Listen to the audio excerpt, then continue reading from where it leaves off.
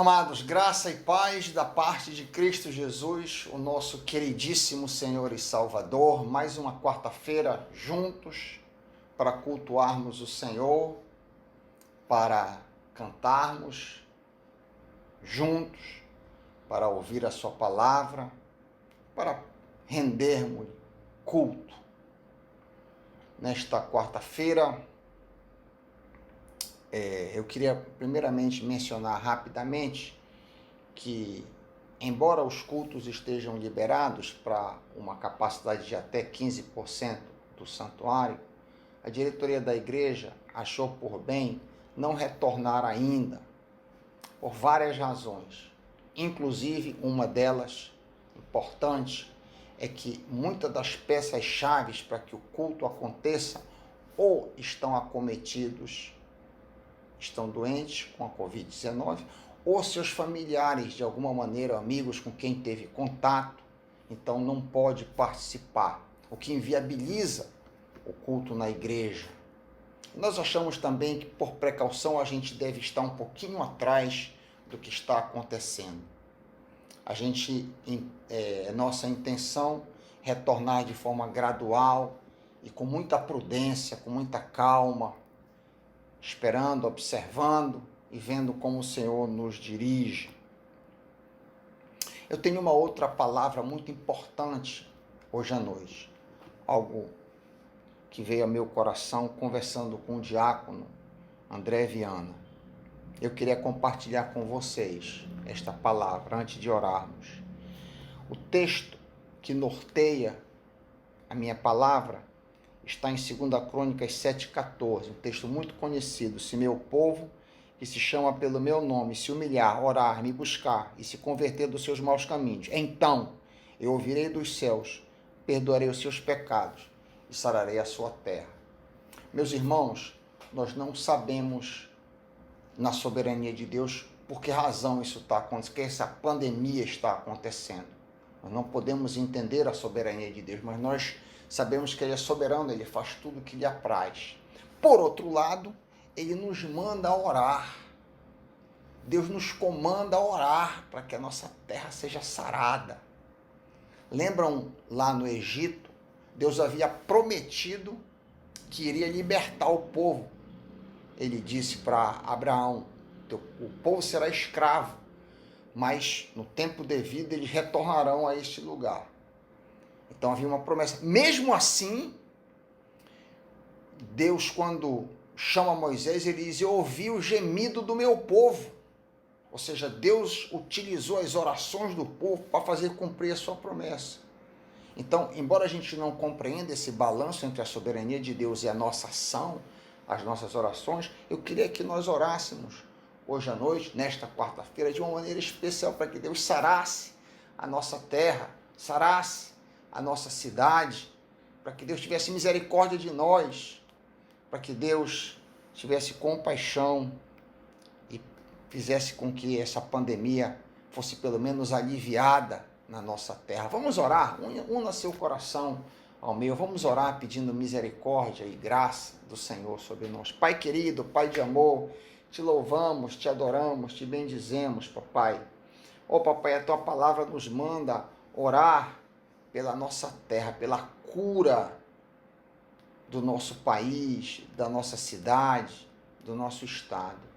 E nós queremos pedir no nome de Jesus, Pai, que tu tenhas misericórdia. Tem misericórdia, Pai, desta nação. Tem misericórdia do nosso estado. Tem misericórdia da nossa Belém. A tua palavra nos orienta para buscarmos o bem da cidade onde moramos.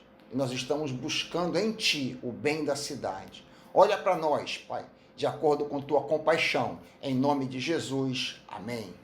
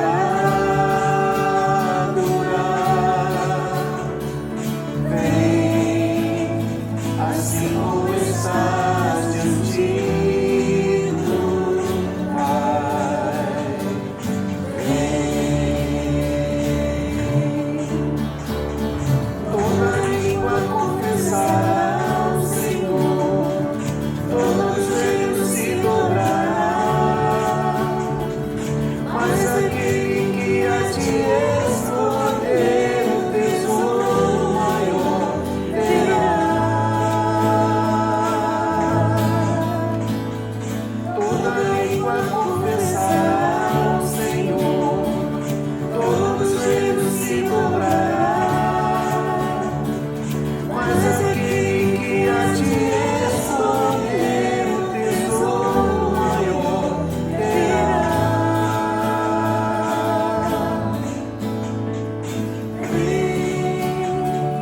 Essa é a hora de adoração.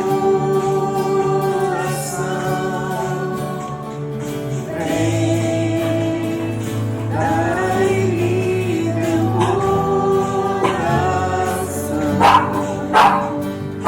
Vem, assim como estás para adorar.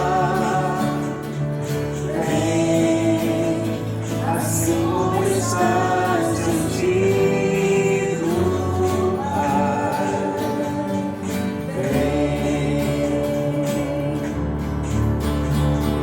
Toda língua confessará ao Senhor, todos os joelhos se dobrará. Mas aquele que há de escolher o tesouro maior terá. Toda língua confessará ao Senhor, todos os joelhos se dobrará. Mas aquele que há de escolher o tesouro maior terá. Vem, essa é a hora de adoração. Vem, dai-lhe teu coração. Vem, assim como estás para adorar. Vem, assim como estás diante do Pai.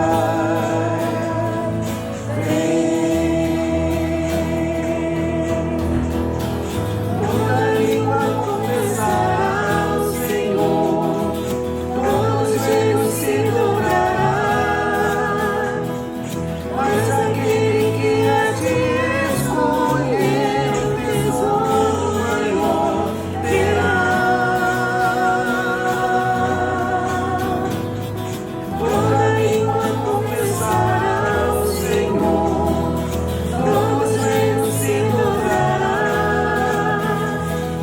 Mas aquele que há de escolher o tesouro maior terá.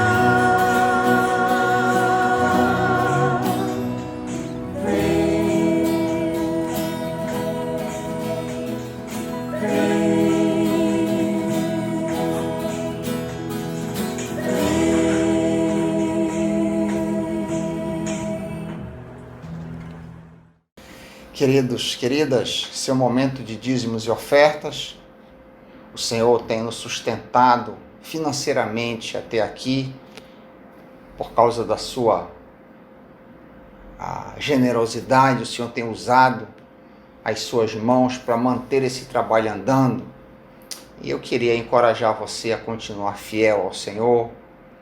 Os links, os dados estão embaixo.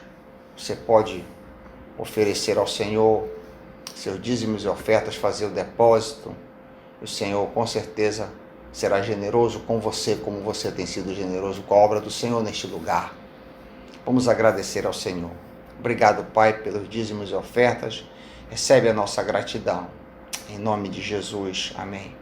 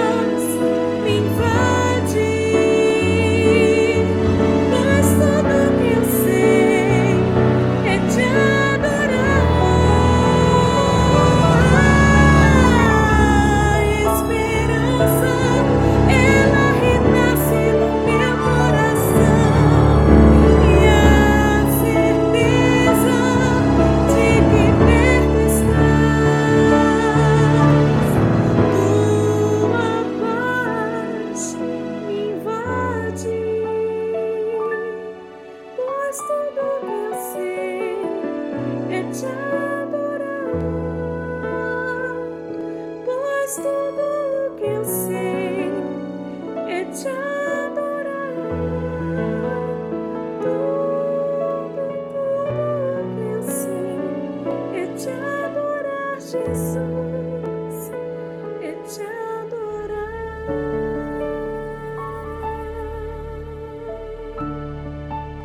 É te adorar.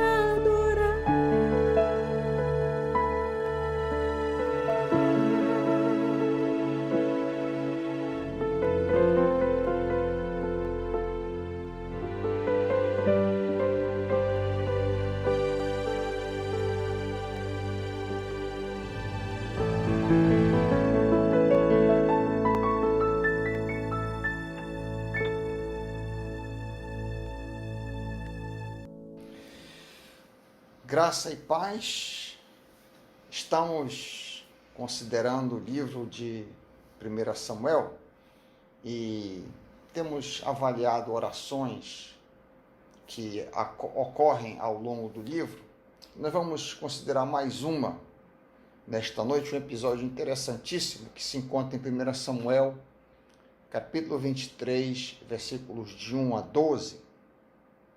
1 Samuel, capítulo 23, de 1 a 12. Eu vou ler a partir da NVI. Se você em casa, se quiser, pode me acompanhar na sua Bíblia. Quando disseram a Davi que os filisteus estavam atacando a cidade de Keila e saqueando as eiras, ele perguntou ao Senhor: devo atacar esses filisteus? O Senhor lhe respondeu: vá, ataque os filisteus e liberte Keila. Os soldados de Davi, porém, lhe disseram: aqui em Judá estamos com medo, quanto mais então se formos a Keila lutar contra as tropas dos filisteus. Davi consultou o Senhor novamente. Levante-se, disse o Senhor, vá à cidade de Keila, pois estou entregando os filisteus em tuas mãos. Então Davi e seus homens foram a Keila, combateram os filisteus e se apoderaram dos seus rebanhos, impondo-lhes grande derrota e libertando o povo de Keila. Ora, Abiatar, filho de Aimeleque, tinha levado o colete sacerdotal quando fugiu para se juntar a Davi em Keila.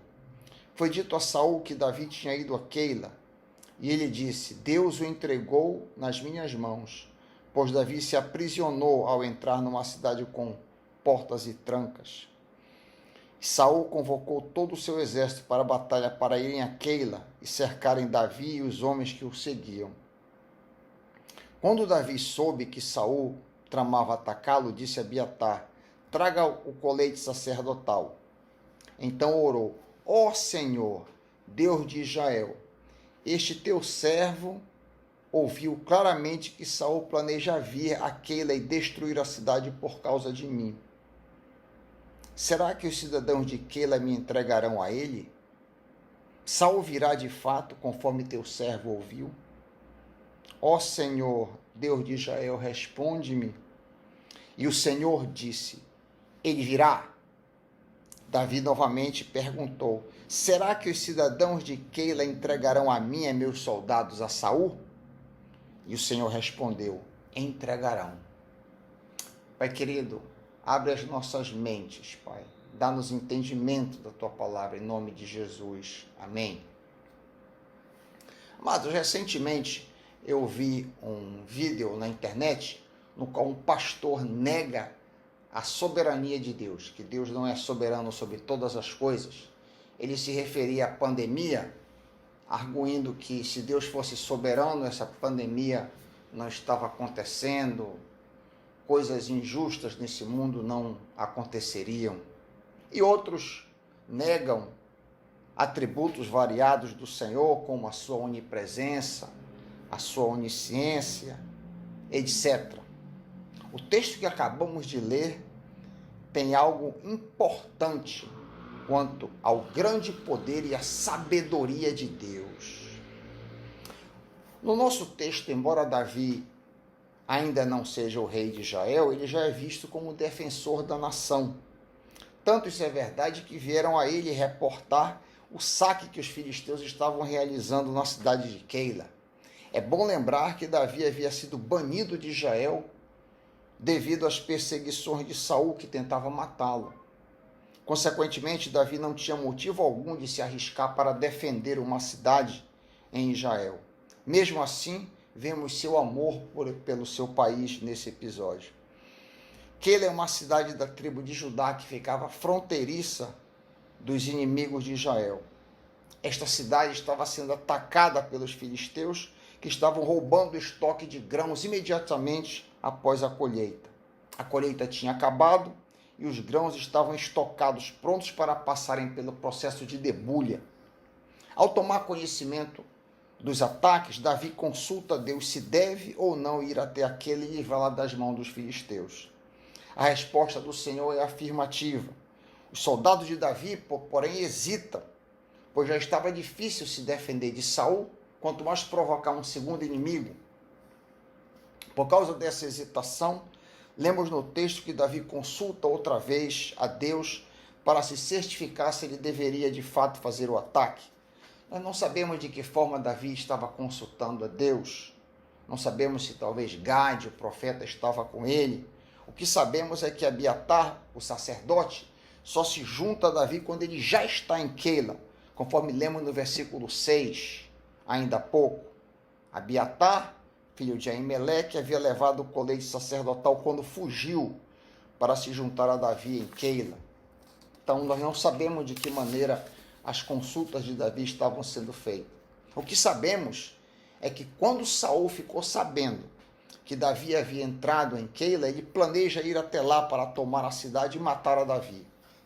A essa altura, nós temos um acontecimento importante com relação à onisciência de Deus. Onisciência é a doutrina que ensina que Deus sabe de todas as coisas, que Deus conhece tudo. Lemos que Davi consulta ao Senhor, perguntando se Saul de fato virá. E caso ele venha, se os moradores da cidade o trairão e o entregarão na mão de Saul. A resposta divina é afirmativa. Vemos aqui, queridos, que Deus sabe não somente o que acontecerá, mas Deus sabe das possibilidades e desdobramentos que não acontecerão se determinado fato for feito. Ou seja, se a pessoa agir assim, o desdobramento será esse. Deus conhece o desdobramento. Se a pessoa agir assado, o desdobramento será esse. Deus conhece o desdobramento. É um Deus maravilhoso e grandioso, o Deus que nós servimos. Eu queria focar, já que esse é o ponto central, a onisciência de Deus, eu queria focar nessa doutrina hoje à noite. Apesar da Bíblia não usar este termo onisciente, a Bíblia diz que os olhos do Senhor estão em toda parte, ou seja, nada escapa do seu conhecimento. Lemos um texto belíssimo, no Salmo 139, que diz, Davi se referindo a si mesmo e ao grande conhecimento de Deus. Salmo 139, 13 a 16. Tu criastes o íntimo do meu ser e me tecestes no ventre de minha mãe. Eu te louvo porque me fizeste de modo especial e admirável. Tuas obras são maravilhosas. Disso tenho plena certeza. Meus ossos não estavam escondidos de ti, quando em secreto eu fui formado e entretecido como nas profundezas da terra. Os teus olhos viram o meu embrião. Todos os dias determinados para mim foram escritos no teu livro antes de qualquer um deles existir. Deus conhecia todos os dias da vida do salmista antes de Davi nascer. Que coisa espetacular. Deus conhece o momento que cada passarinho cai por terra. Como lemos em Mateus 10, 29. Não se vendem 2 pardais por uma moedinha? Contudo, nenhum deles cai no chão sem o consentimento do Pai de vocês. Jesus disse que o número preciso de cada fio de cabelo na cabeça de cada pessoa, em cada pessoa do mundo, Deus conhece cada fio. No meu não seria tão difícil, visto que eu não tenho muitos, mas é extraordinário isso. É o que nós lemos em Mateus 10:30. Até os cabelos da cabeça de vocês estão todos contados. Que Deus espetacular nós temos. Deus conhece o interior de todas as pessoas que já viveram e viverão neste mundo. Exatamente. 1 Reis 8:39b. Só tu és conhecedor do coração de todos os filhos dos homens. Ele conhece os nossos pensamentos. Deus conhece os nossos pensamentos antes mesmo que proferimos cada um deles. Lemos no Salmo 139:4. Antes mesmo que a palavra me chegue à língua, tu já a conheces inteiramente, Senhor. Deus conhece exaustivamente o futuro, tanto quanto conhece o passado e o presente. A onisciência de Deus também abrange todas as possibilidades, como nós dissemos inicialmente. Ele tem ciência de todos os acontecimentos possíveis que nunca ocorreram e sabe perfeitamente qual teria sido o impacto na história se cada uma dessas possibilidades tivesse sido concretizada. O caso de Davi em Keila é um perfeito exemplo, mas não é o único. Temos vários outros exemplos. Por exemplo, 2 Reis 13:18-19, quando o profeta Eliseu manda o rei pegar as flechas e golpear o chão. O rei golpeou o chão 3 vezes e parou. Eliseu ficou irado e disse: você deveria ter golpeado o chão 5 ou 6 vezes. Então iria derrotar a Síria e a destruiria completamente. Mas agora você a derrotará somente 3 vezes. Observa aqui o que nós estamos vendo. Se ele tivesse feito tal coisa, aconteceria este desdobramento. Como ele fez outra coisa, acontecerá aquele desdobramento. Esse é o Deus que nós servimos. Esse é o Deus onisciente. A onisciência é um dos atributos incomunicáveis de Deus. Ou seja, apenas Ele é quem é verdadeiramente onisciente. Qualquer outro ser que advoga para si a condição de onisciência é mentiroso, enganador. Nenhum homem, nenhum anjo, nenhum demônio, nem Satanás possui onisciência. As Escrituras dizem que somente Deus sabe de todas as coisas. A Bíblia diz que o conhecimento de Deus é eterno, incompreensível, e sua sabedoria é infinita. De fato, ao homem é impossível compreender plenamente o significado da onisciência de Deus, principalmente quando se tenta relacionar sua onisciência com a questão do espaço e do tempo. Muitos debates teológicos e filosóficos já foram feitos nessa área e só serviram para demonstrar a incapacidade intelectual do homem diante desse assunto. Seja como for, o que sabemos é que a onisciência de Deus resolve qualquer limitação relacionada ao tempo e sua onipresença, ou seja, Deus está presente em todos os lugares, remove qualquer problema relativo ao espaço. Diante disso se explica a admiração dos autores bíblicos diante da capacidade do conhecimento de Deus, como lemos, por exemplo, no Salmo 145:5. Diz o salmista: eu meditarei no glorioso esplendor da tua majestade e nas tuas maravilhas. Obviamente, a onisciência de Deus está relacionada diretamente à sua sabedoria. Ele conhece todas as coisas, não por ser simplesmente um mero espectador da história, mas porque ele é criador que faz, sustenta e opera cada momento e cada detalhe da história segundo o seu propósito, conforme lemos em Efésios 1:11. Assim, o Deus onisciente conhece tudo e todos, sejam pessoas, animais, plantas e mesmo objetos. De modo nenhum pensamento ou possibilidade foge do seu conhecimento. Ele conhece tudo em grau infinito e não precisa obter nenhum tipo de informação, já que todo o conhecimento está em sua mente. E quais são os desdobramentos disso? Para os redimidos, a onisciência de Deus é um conforto que garante que nada foge do controle dele e que todas as coisas que acontecem contribuem para o bem daqueles que são seus, como lemos em Romanos 8:28.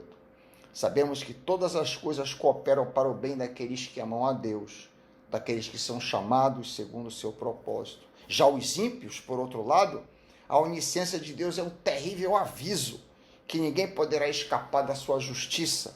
E no dia da ira, quando isso acontecer, nenhum fato será esquecido.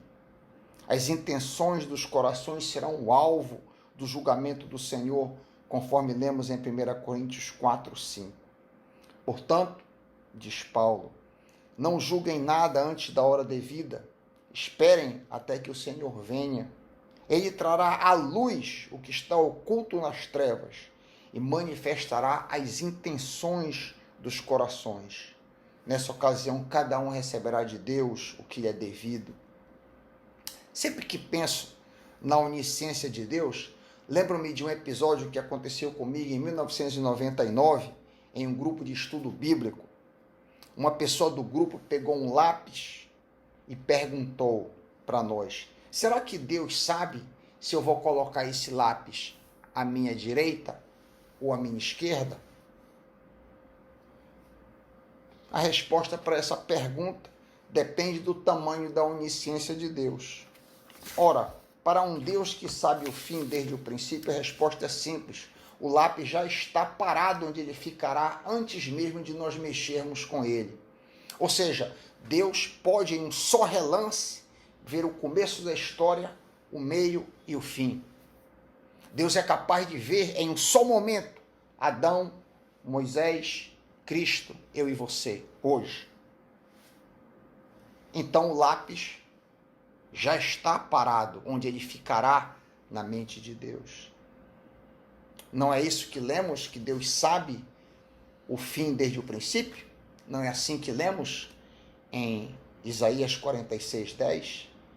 Desde o princípio anuncio o que há de acontecer, e desde a antiguidade revela as coisas que ainda não sucederam. Eu digo, o meu conselho permanecerá em pé, e farei toda a minha vontade. Vamos tomar como exemplo a morte de Cristo, cerca de 2000 anos atrás. Quando lemos Apocalipse 13, 8, parte B, aprendemos na realidade que Cristo foi morto antes da fundação do mundo. Noutras palavras, muito antes do Messias vir a esse mundo, Deus já podia contemplar como fato consumado e podia ver a crucificação do seu filho. O caso de Keila é emblemático, pois revela que Deus não apenas conhece o que vai acontecer, como já dissemos, mas também sabe de todas as possibilidades e desdobramentos de episódios que não aconteceram. O que podemos aprender com isso tudo? Qual a lição prática que podemos tirar ao entendermos que Deus sabe de todas as coisas? Ou seja, depois de ouvirmos que Deus é onisciente, como que isso se aplica à minha vida? Em primeiro lugar, não há nada difícil demais para um Deus onisciente. E é com base na nossa fé que podemos descansar seguros, sabendo que Deus promete nunca nos desamparar enquanto continuarmos nele. Ele conhece-nos desde a eternidade, mesmo antes da criação. Isso mesmo, Deus nos conhece desde a eternidade. Deus já conhecia você, sabia quando você ia aparecer ao longo da história. Deus sabia em que família você iria nascer. Deus sabia como seria a sua infância. Deus sabia em que colégio você estudaria. Deus sabia se você iria ou não iria casar. Se você fosse casar, com quem você iria casar. Deus sabia quantos filhos você teria. Deus sabia exatamente que profissão, que carreira você teria. E por fim, Deus sabia de que maneira você iria morrer. De que maneira o seu filho iria morrer. Deus sabe de todas as coisas. E Ele pode, como dissemos, em um só relance, examinar a linha inteira da história. Ele até previu o nosso pecado, mas ainda assim, em amor, escolheu colocar o seu selo sobre nós e nos atraiu a esse amor em Cristo Jesus, como lemos em Efésios 1, 3 a 6. Um dia o veremos face a face, mas o nosso conhecimento de Deus nunca será completo, mesmo na eternidade. Nossa admiração amor e louvor a Ele continuarão por todos os milênios, enquanto nos aquecemos nos raios do seu amor celestial, aprendendo e apreciando cada vez mais o nosso Deus onisciente. Que Deus te abençoe e te conforte nessa segurança que Deus sabe de tudo, conhece a tua vida, conhece o meu e o teu destino. Em nome de Jesus. Amém.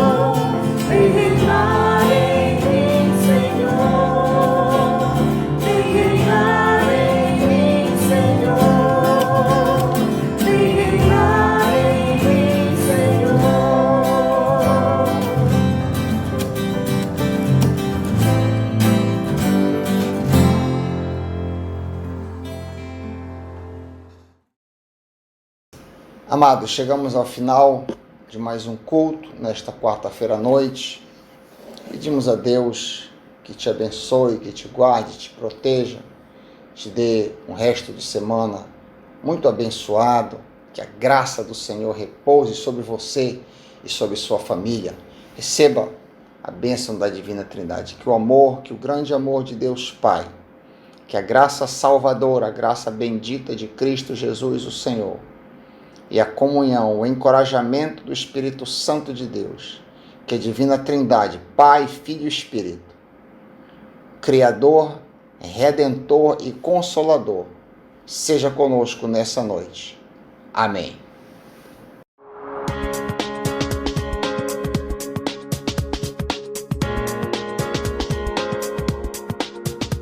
Estamos encerrando a transmissão de nossa celebração. Se você tomou uma decisão ou foi abençoado, fale conosco através do e-mail oração@pibpa.org.br. Gostaria que mais pessoas fossem abençoadas através desse ministério? Não deixe de nos ajudar para que essa obra continue a crescer. De segunda a sexta, 12h30, temos nosso momento de oração. Às terças-feiras, 16h, a oração MCM. Às quartas-feiras, às 19h, temos o culto de comunhão. Às quintas-feiras, às 8h30, temos a oração da terceira idade. Sábado, 19h, o culto da juventude. No domingo, 8h30, acontece o nosso Getsemane. Às 9h, a escola bíblica dominical. 10h15, a celebração da manhã. Às 7h, o nosso culto de celebração. Não deixe de vir adorar conosco. Mas caso você não possa estar aqui, assista a nossa transmissão ao vivo pelo nosso canal no YouTube ou pibpa.org.br. Para saber tudo o que acontece na nossa igreja, acesse nossas redes sociais.